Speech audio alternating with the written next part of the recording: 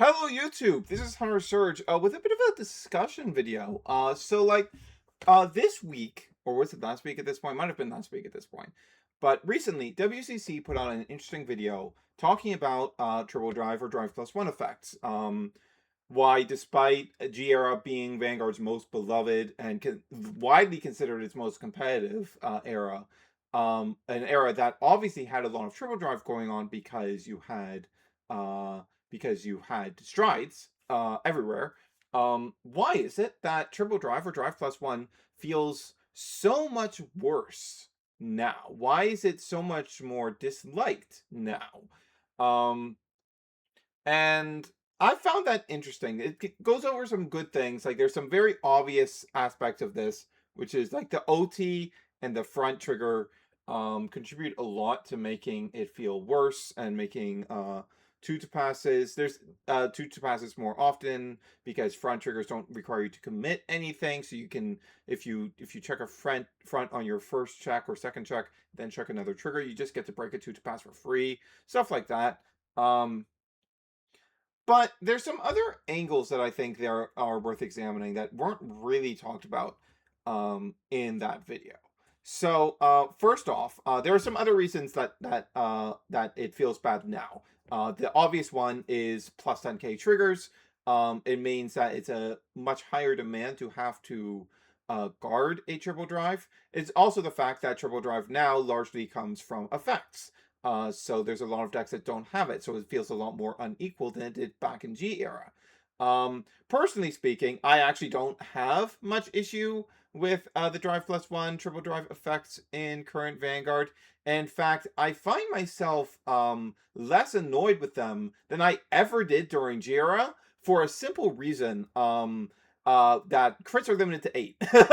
Crits being limited to 8 makes the annoying part of triple drive way less likely to come up, and that makes me want to get into like the actual thing that is gnawing at my brain, which is it did suck back then, man. I don't know if we've all just forgotten because we mainly think about G era in terms of the G era that happened after G guards. But there was a year and a half before G guards came out. And in that time, triple drive was obnoxious. Like especially towards the end of that era, you got these got decks that started being completely ignorant, going, "Oh, I'm just gonna use triple drive. I'm gonna go 16 crit," which is what you saw a lot in especially the and like GBTO6 pre-G guard Sanctuary Guard with the blaster engine for extra attacks. Those builds were doing a lot of that. Um, and and that stuff was really like those sort of 12 to 16 crit, like almost everything was on 12 crit towards the end of the like in like GBTO4 to GBTO6, I'd say, like that era. And it's because like a lot of the things that we think about when we think of G didn't quite exist yet. Like the effect stance that we really know about. Like Ruffros had been printed by then. The Time Leap stand had been printed by then. Urwatar, I think it's called. This Beth had been printed. But like most of the good effect triggers being printed in the first year and a half of G were critical triggers. There were a lot of archetypal critical triggers that were really strong. There was the Strider crits as well, which were incredibly powerful. Um, what else was there? There's some other stuff in there as well. Of course, there was like stuff like Red Lightning, that sort of card. The older crits that were also really powerful. Like the sort of effect stands that, for my money, I think effect stands in G were generally a huge success because they were able to successfully organically get people off of critical triggers, which is really good and one of the biggest things to try and aim for. There was also a problem with strides in that strides were inherently 26k. Um, and because your big guards were 10k, that meant that to pass a stride swing, you need to give them either 3 cards out of your hand, because two 10ks would just be 31 which was only a 1 to pass. So you needed to give them an extra 5k to get it to a 2 to pass. And if they like put like one of those Strider crits in and got an extra plus 5k power, you need to put in some more than that.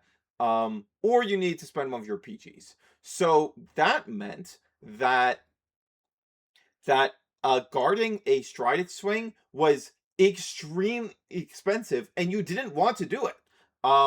But that made the problem with crits way more prevalent because, well, now they are completely free to just send all those crits to their Vanguard swing, anytime they hit them.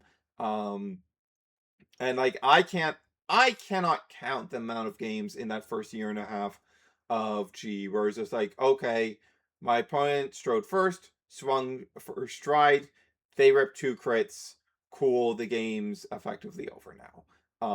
It was really bad. It was bad. So G guards are like a design success, like not just from their generic, oh, they're a cool defensive tool that decks have access to, it's a cool defensive toolbox, all that stuff.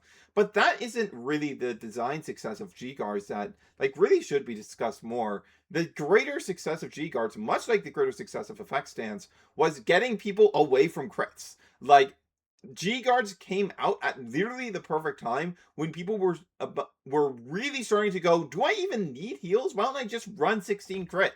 So G guards coming out exactly when they did was so important to stave off that mentality. And it was also so good at just like neutralizing how effective those just, oh, I'm just gonna swing double and swing with stride, get double crit, win the game. Because with a G guard, with just a generic 20k G guard that every clan got in Fire's collection, you were able to very easily 2-card guard them. Like you just needed a G guard plus another 5k, and that was a 2-card guard on a generic stride swing, and that was a really, really big deal. Like it did so much to stave off that issue.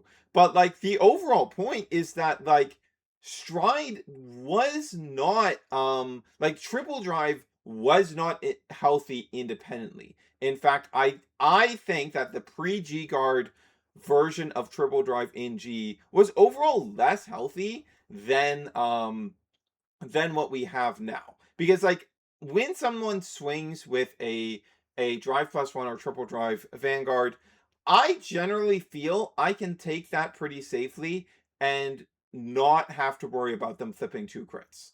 Like being down to 8 crits or 9 if you're using a OT that gets a crit, the risk is just so much lower than it was back then. And also the cards with triple drive are not default 26. We have bigger shields, so like it's easier to put up 2 to passes. Like for all of these faults, I think triple drive is overall like much easier to handle than it was back during those early stages of G era. But like the point is really that like triple drive on its own wasn't healthy. It needed outside card design to be implemented to fix some really major problems it had before it became something really healthy. And then we got into the golden era of G, where you're not really worried about that sort of stuff, and more really good effect stands are coming out, so people are being encouraged to pull away from their crits more and more and more, and we eventually get to a really good spot. Yeah, that's all I really want to talk about. It's just a fun bit of history that I thought would be fun to discuss, and like, it is important to remember that G era did have some significant faults, especially in those early days. But, like, the thing that makes G era stand out so much is that the Bushiroad of G era was very good at organically solving those problems through card design. Like, effect stands are... I can never look at effect stands as a bad thing, because they are a triumph of card design. The fact that they were able to pull people away from crits organically is an enormous success. The loops that effect stands often enabled were bad, but like that's something that could have been easily resolved by like Like if you were to print such cards into the current game, you could resolve that very easily by going like, okay, these don't just return themselves to the deck; they have to return like one or two normal units alongside them to the deck at the same time. That prevents any loops. That prevents you from like compressing the deck with those effects.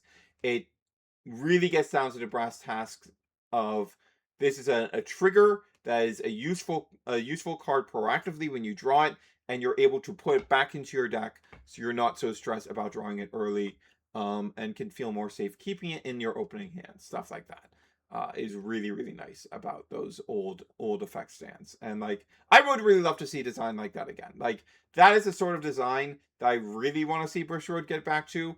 This design that like in an ideal world, we don't need an 8 crit limit. In an ideal world, the card design is being done in such a way where you don't need an 8 crit limit because the other trigger types are doing stuff appealing enough in their card design that you're pulled away from what is objectively the best trigger type in the game. Yeah. That's going to be it for me. I hope you guys enjoyed. This is Hunter Surge signing off.